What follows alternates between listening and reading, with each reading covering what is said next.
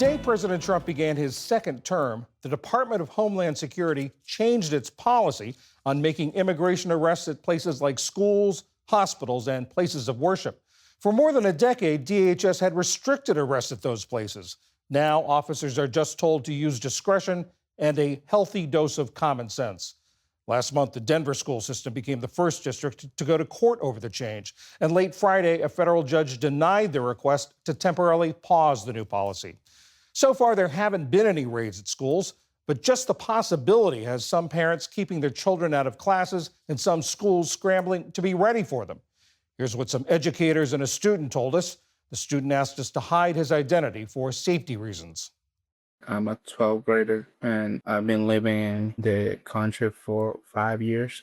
My family was afraid because I wanted to go to school because I want to be someone in the future. If a child is too stressed in a classroom to even concentrate, how can they possibly learn anything when they may be sitting at that desk worrying if when they go back home, if their parents are going to be there or not?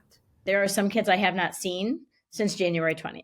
I started receiving messages, text messages, WhatsApp messages from students saying, Miss, I'm scared. I don't know what to do. My parents don't want me to go to the bus stop. We already know that we have a national teacher shortage in our country. What this is doing is now putting added stress on our teachers. I know these parents expect me to try and help their children, and that is very sacred, and it's a trust that I will not betray. I see myself as a line of defense for my students. We came here to have a better life, so probably I hope nothing's going to happen to us.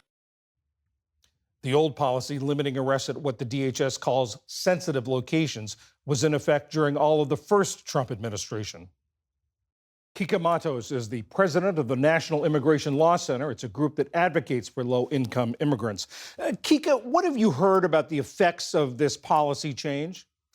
They have been devastating to immigrant families, to immigrant communities, to schools all over the country that have immigrant children.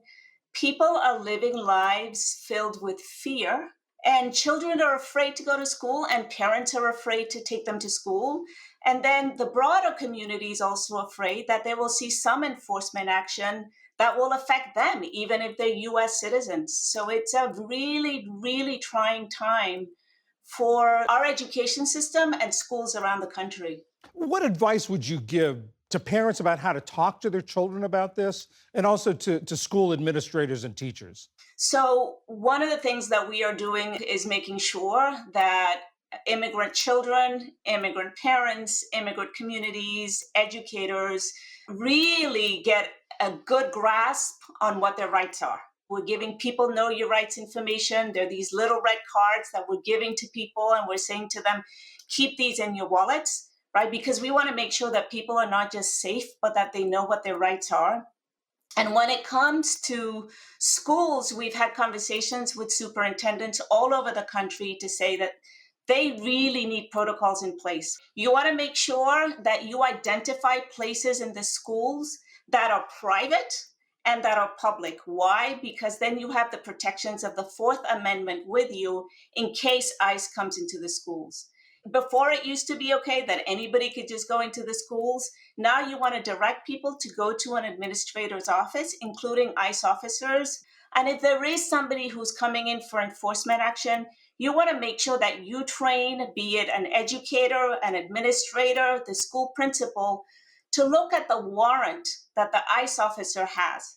Because there's a difference between a judicial warrant, and that is a warrant that's signed by a judge with specific information and a date, and what ICE calls an administrative warrant, which really doesn't carry the force of a judicial warrant. So you want to make sure that if ICE comes to your school with a warrant, that it's actually a warrant signed by a judge and it has all of the specific information about who it is they might be looking for or what access they want to the schools. As the tensions over immigration build, the political rhetoric, it's not just the administration or officials that pose a threat. There was a story out of Texas where an 11-year-old died by suicide after being bullied for her immigration status.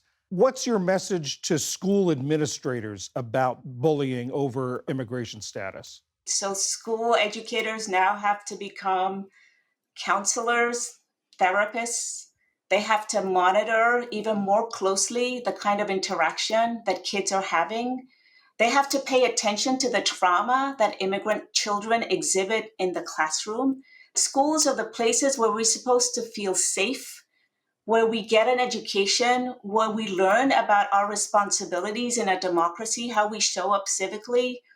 That should be the mandate of any school in this country. And now our world is being turned upside down because teachers have to fear immigration enforcement.